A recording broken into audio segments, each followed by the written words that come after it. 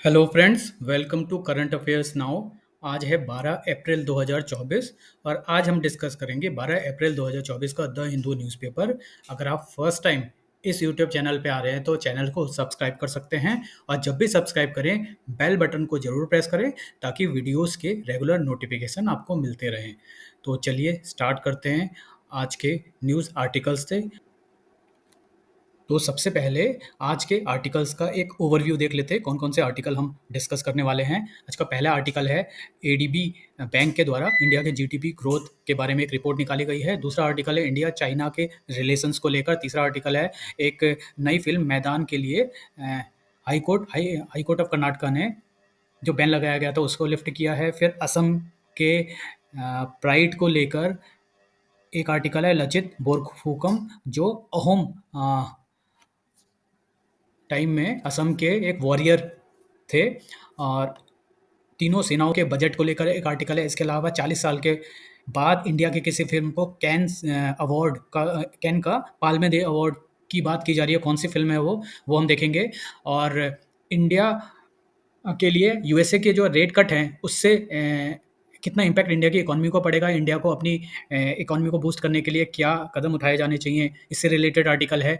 Israel red alert पे है और यूके की नई high commissioner to India elect हुई हैं अभी। और यूएसए और जापान के बायलैटरल रिलेशन से रिलेटेड आर्टिकल है। तो ये सारे आर्टिकल हैं जो हम आज देखने वाले हैं। तो चलिए स्टार्ट करते हैं। आज का फर्स्ट आर्टिकल है एशियन डेवलपमेंट बैंक ने एक नई रिपोर्ट रिलीज़ की है जिसमें बैंक के द्वारा ये बताया गया कि इंडिया की जीडीपी ग्रोथ इस साल के लिए 7% रहने वाली है। हालांकि पहले जो जीडीपी ग्रोथ थी 7.2 2025-26 के लिए बताई गई थी और 23-24 के लिए 7.6 थी। इसको अब बैंक ने कम करके 7 कर दिया है। और बैंक के द्वारा कुछ सजेशंस भी दिए गए हैं, जैसे कि रिटेल इन्फ्लेशन थोड़ा सा कम होने वाला है, फूड इन्फ्लेशन भी कम होगा आने वाले टाइम में। जो इंडिया के लिए डाउनसाइड रिस्क में क्रूड ऑयल प्राइसेस हैं, इनके प्राइसेस बढ़ने से हायर ग्लोबल इन्फ्लेशन देखा जा सकता है और जिससे कि जो डेवलपिंग कंट्रीज़ में इन्फ्लेशन की प्रॉब्लम है वो भी बढ़ सकती है।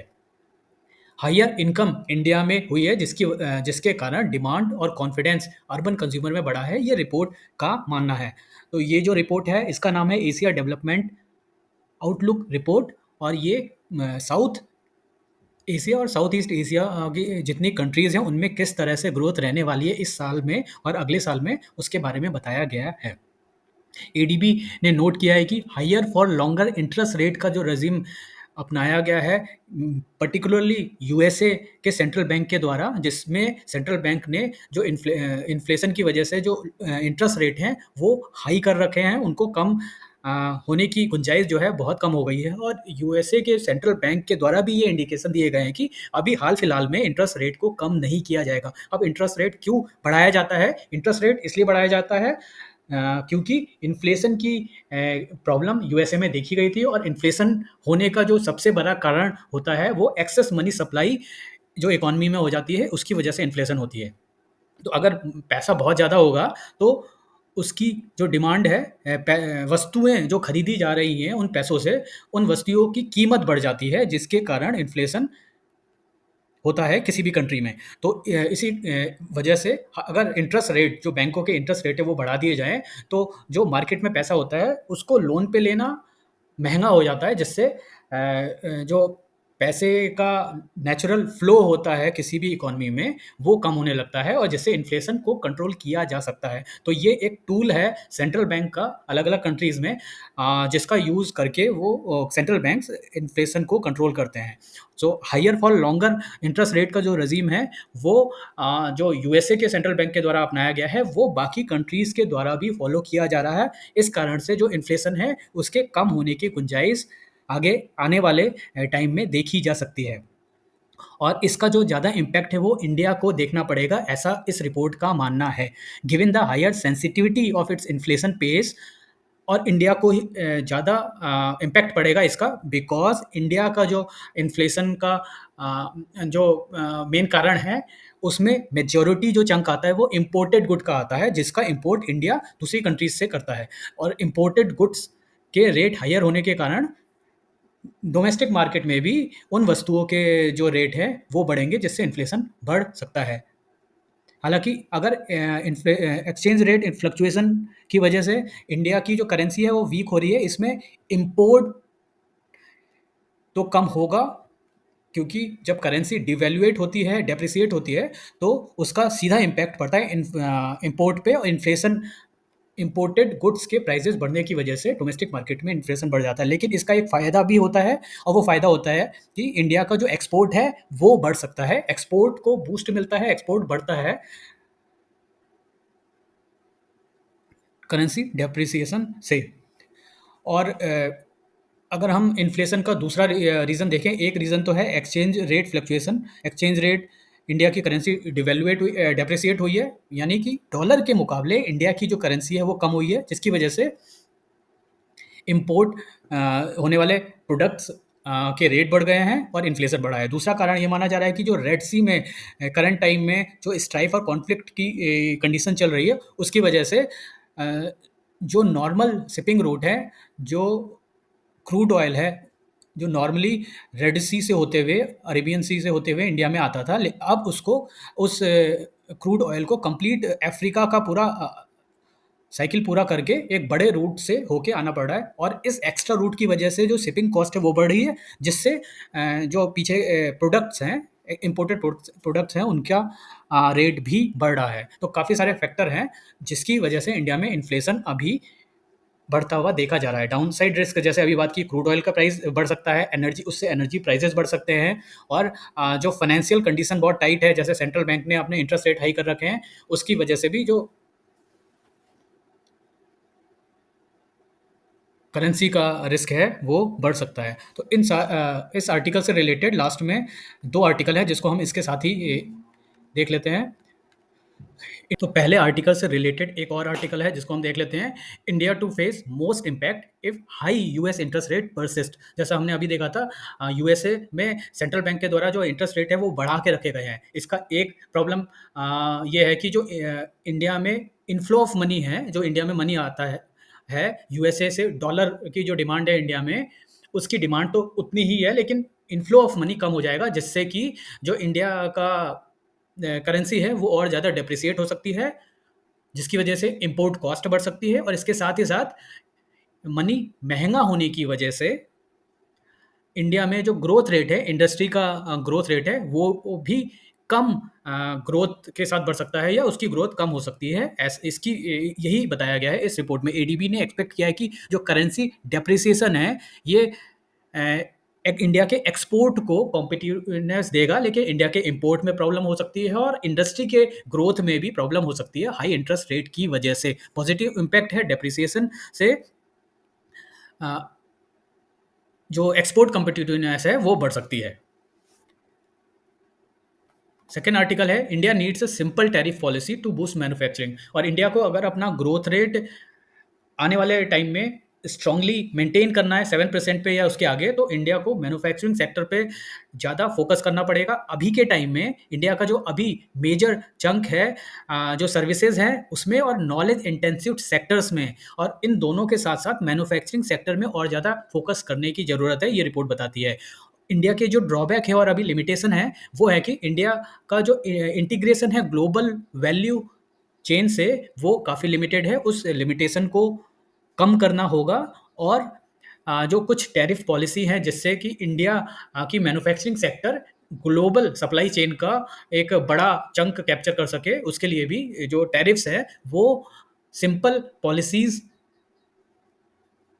लाई जानी चाहिए गवर्नमेंट के द्वारा। Increasing goods export require India to integrate into global value supply, which must entail India specialising in stages of production. यानी मैन्युफैक्चरिंग में जो स्टेजेस ऑफ प्रोडक्शन है जिनमें इंडिया स्पेशलाइज है, उसमें फोकस करके उनकी जो ग्लोबल वैल्यू चेन है उसमें इंडिया को एक अपना जो शेयर है वो बढ़ाना चाहिए। और जो ऑलरेडी इंडिया का जिसे कहते हैं एक ऑलरेडी स्ट्रॉन्ग पॉइंट है, सर्विसेज और नॉलेज इंटेंसिव सेक्टर, उसमें तो इंडिया अच्छा कर रहा है, लेकिन मैन्युफैक्चरिंग सेक्टर और जो स्पेशलाइज मैन्युफैक्चरिंग प्रोडक्शन सिस्टम है जिसमें इंडिया स्पेशलाइज है, उसमें अपना कंपैरेटिव एडवांटेज का यूज़ करके ग्लोबल वैल्यू चेन में जो पार्ट या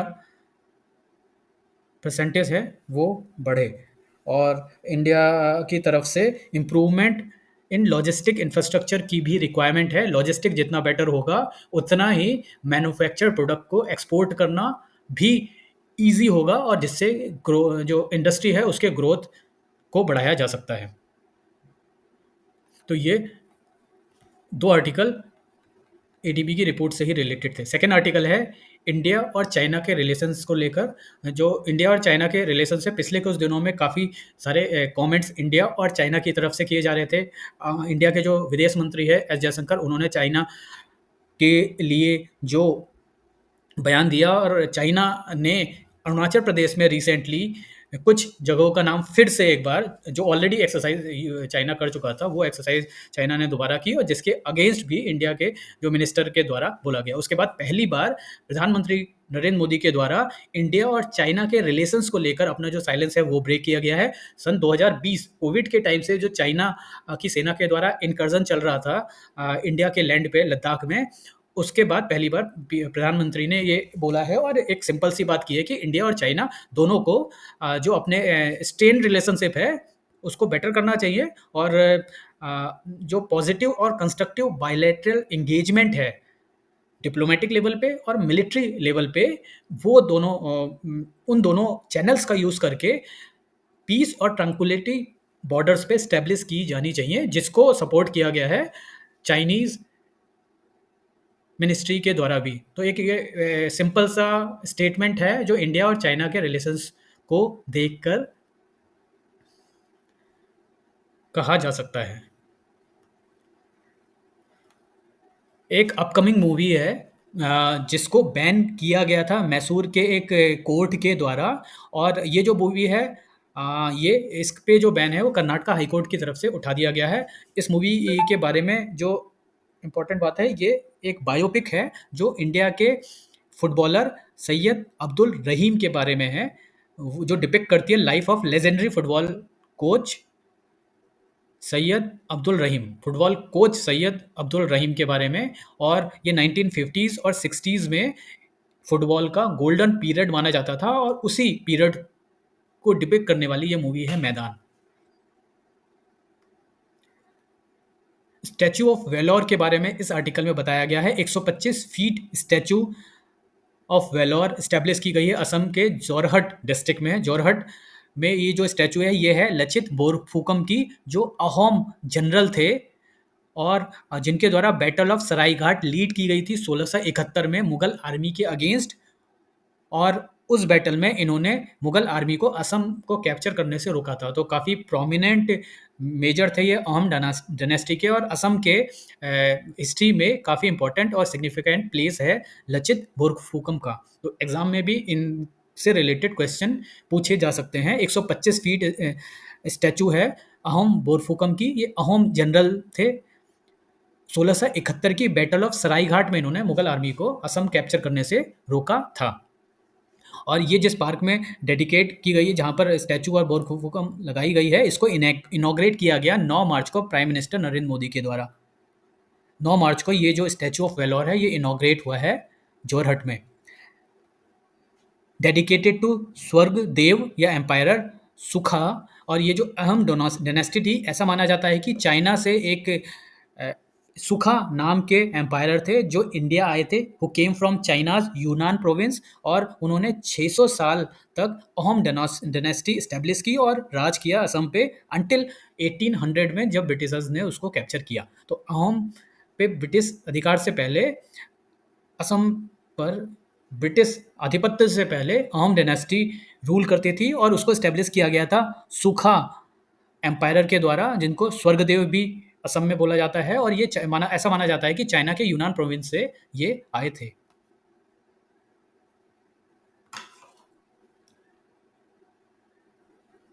नेक्स्ट आर्टिकल है no shortage of capital funds due to consolidated budget of 3 services.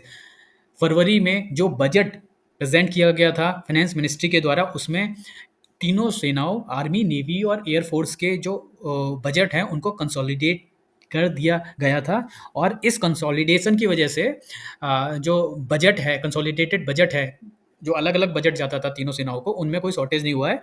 ये जो रिस्पॉन्स है ये एयरफोर्स की तरफ से आया है। अब ये जो पूरा मुद्दा था इंटीरियम बजट, ये इस बार का जो बजट आया था वो इंटीरियम बजट था। पहली बार ये इंटीरियम बजट क्यों था? बिकॉज अभी जो इलेक्शन होने वाले हैं और ये कंप्लीट ईयर का बजट नहीं है, ये केवल इलेक्शन से पहले जो गवर्नमेंट के खर्चे होते हैं उनके लिए बजट है। और नई गवर्नमेंट आने के बाद जुलाई महीने में दोबारा से बजट प्रेजेंट होगा जो कंप्लीट बजट होगा। तो इस बार का इंटीरियम बजट था जो फरवरी में आया था, उसमें गवर्नमेंट ने डिसाइड किया था to consolidate the capital allocation for three services based on similar items of expenditure. तो कैपिटल परचेजेस जितनी भी तीनों सेनाओं का होता था उनको कंसोलिडेट कर दिया गया था, क्योंकि कुछ सिमिलर आइटम होते हैं जो तीनों सेनाओं के द्वारा परचेज किए जाते हैं, तो उनको एक सेंट्रलाइज तरीके से परचेज किया जाएगा। जैसे कि लैंड एयरक्राफ्ट, एरो इंजन्स होते हैं, हैवी और मीडियम व्हीकल्स हैं जो तीनों सेनाओं को लगते हैं। सो इस मैकेनिज्म से जो डिसीजन मेकिंग है वो और ज़्यादा तेज हो जाए और जो कैपिटल बजट है उसको बेटर तरीके से यूटिलाइज किया जा सके, ये रैशनल बेसिस माना जा रहा था इस consolidation of three services budget का। इससे फ्लेक्सिबिलिटी इन फंड्स में आ जाएगी कि अगर फंड है और किसी भी सेनाओं को कुछ पर्टिकुलर कैपिटल एक्सपेंडिचर करना है तो उस बजट से बहुत क्विकली डिसाइड करके फंड को रूट किया जा सकता है। टोटल एलोकेशन 2024-25 के लिए डिफेंस का 6.2 लाख करोड़ का माना जा रहा है, और जिसमें से 27% जो रिक्वायरमेंट है वो कैपिटल की है, 14.8% रेवेन्यू एक्सपेंडिचर की है, रेवेन्यू और ऑपरेशनल प्रिपेयर्डनेस के लिए 14.82% है, 30% पे और अलाउंसेस के लिए है, और 22% डिफेंस पेंशन का और 4% civil organisation under ministry of defence है। तो टोटल बजट है 6.2 लाख करोड़ 2024-25 का डिफेंस का बजट है, जिसको कंसोलिडेट किया गया 2024 के बजट में। इंडिया में पहली बार 40 साल के बाद इंडिया की किसी फिल्म को कैन्स के सबसे प्रेस्टिजियस अवार्ड के लिए नॉमिनेट किया जा रहा है, और ये जो अवार्ड है ये है Palme d'Or award. India की फिल्म मेकर हैं पायल कपाडिया, जिनकी फिल्म है All We Imagine as Light. इसको इसको फर्स्ट इंडियन मूवी माना जा रहा है जो 40 साल के बाद फीचर करने वाली है प्रेस्टिजियस कंपटीशन सेक्शन में ऑफ केन्स फिल्म फेस्टिवल। इससे पहले इंडिया में 1983 में फिल्म थी मृणाल सेन के द्वारा जो डायरेक्ट की गई थी, फिल्म का नाम था खारिज, जिसको कैंस में दिखाया गया था, फीचर किया गया था। पाल्मे दे अवार्ड जीता था खारिज फिल्म ने 1983 में, और अब 2024 में All We Imagine as Light को फीचर किया जा रहा है, और ये दावेदार बनी है पाल्मे दी ओवर अवार्ड का। इसके साथ ही इंडिया के एक दूसरे फिल्म मेकर हैं जो ब्रिटिश इंडियन फिल्म मेकर हैं संध्या सूरी, उनकी फिल्म संतोष को भी शोकेस किया जाना है इस अवार्ड सेरेमनी में। इससे पहले ये जो फिल्म मेकर हैं पायल कपाडिया, इनके द्वारा a night of knowing nothing नाम की डॉक्यूमेंट्री जो 2021 में प्रीमियम की गई थी कैंस फिल्म फेस्टिवल में, ऑलरेडी उनको गोल्डन आई अवार्ड या ऑल डी और अवार्ड दिया जा चुका है। उसके बाद अब ये नई मूवी कैंस में पाल्मे दी और अवार्ड के लिए नॉमिनेट हुई है, जिसका नाम है All We Imagine as Light. Israel अभी रेड अलर्ट पे है, और ये रेड अलर्ट हुआ है ईरान के द्वारा इसराइल को थ्रेट दी गई है फॉर अटैक। और ऐसा माना जा रहा है इसराइल और ईरान के बीच का जो बायलैटरल रिलेशन है बहुत ज़्यादा स्ट्रेन हो गया है। इसका जो मेन रीज़न है वो इसराइल ने सीरिया में अटैक किया था 1 अप्रैल को, जिसमें ईरान के 2 टॉप के जनरल मारे गए और कुछ उसके आर्मी के लोग मारे गए, और जिसको ईरान मान रहा है कि ये इसराइल ने ही किया था। तो इस कारण से, इस हमले की वजह से इसराइल और ईरान में जो बायलैटरल रिलेशन है वो काफ़ी स्ट्रेन हो गए हैं। Israel on alert after its arc for Iran threatened reprisal over a strike in Syria this month that killed 2 Iranian general। और एक वॉर की कंडीशन बन गई है दोनों देशों के बीच, और काफ़ी टेंस का माहौल बन गया है पूरे वेस्ट एशिया में। ऑलरेडी अभी इसराइल के द्वारा जो गाज़ा में अटैक किए जा रहे हैं और वहाँ पर जो कंडीशन बनी है बहुत ही बुरी कंडीशन वहाँ के लोगों के लिए बन गई है। उसके बाद उस वॉर के थमने की गुंजाइश मानी जा रही थी कि अभी सीज़ फायर ऑलमोस्ट होने को था उस वॉर में। उसके बाद ईरान और इसराइल का जो ये माहौल बन गया है, इससे लगातार वेस्ट एशिया में कॉन्फ्लिक्टिंग जोन बनी हुई है। Iran is threatening to launch a significant attack on Israel, ऐसा यूएस के प्रेसिडेंट जो बाइडेन के द्वारा बोला गया है, और यूएसए ने प्लेज किया है ironclad support for Israel. तो अब देखने की बात होगी कि आगे बाकी देश कैसे रिएक्ट करते हैं। हालाँकि रसिया और जर्मनी ने रिस्ट्रेंट दोनों कंट्री को बोला है कि वो रुके, और जर्मनी ने अपनी जो एयरलाइन्स है उनको भी वहाँ ईरान और वेस्ट एशिया की साइड जाने से रोक दिया है। तो ये कंडीशन कैसे आगे बढ़ती है, ये देखने की बात होगी। लिंडी कैमरून यूनाइटेड किंगडम की नई हाई कमिश्नर इंडिया के लिए बनाई गई हैं। ये एक साइबर सिक्योरिटी डिपार्टमेंट हेड कर रही थी, और उसके बाद इंडिया की नई हाई कमिश्नर बन गई हैं। Lindy Cameron new high commissioner for India. Japan का astronaut first non American astronaut बनने वाला है जो मून पे अपने पैर जमाएगा। तो ऐसा डिक्लेरेशन इन यूएसए के प्रेसिडेंट के द्वारा किया गया। एक lucky Japanese astronaut will become first non American to set foot on the moon during NASA upcoming Artemis mission. NASA का एक मिशन है आर्टेमिस, जिसमें 2 जापान के एस्ट्रोनॉट्स को भेजा जाएगा मून पे, जिसमें से एक एस्ट्रोनॉट मून पे उतरेगा। तो उस जैपनीज एस्ट्रोनॉट को फर्स्ट नॉन अमेरिकन माना जा रहा है जो मून पे वॉक करने वाला है। तो इस पर्टिकुलर अनाउंसमेंट से इंडिया, जापान और यूएसए के जो रिलेशंस हैं वो बढ़ रहे हैं, और ऐसा माना जा सकता है कि जापान एशिया में, ऐसा माना जा सकता है कि यूएसए एशिया में जापान को एक स्ट्रॉन्ग एलाई के रूप में बढ़ावा दे रहा है, और ऑलरेडी जापान यूएसए के सपोर्ट में है, और उस रिलेशन को यूएसए और ज़्यादा इम्प्रूव करना चाहता है to tackle China in Indo Pacific region. तो ये थे आज के न्यूज़ आर्टिकल्स। आई होप कि आपको पसंद आया होगा, और अगर आपको पसंद आया है तो वीडियो को लाइक करें, शेयर करें और सब्सक्राइब भी करें। Thank you.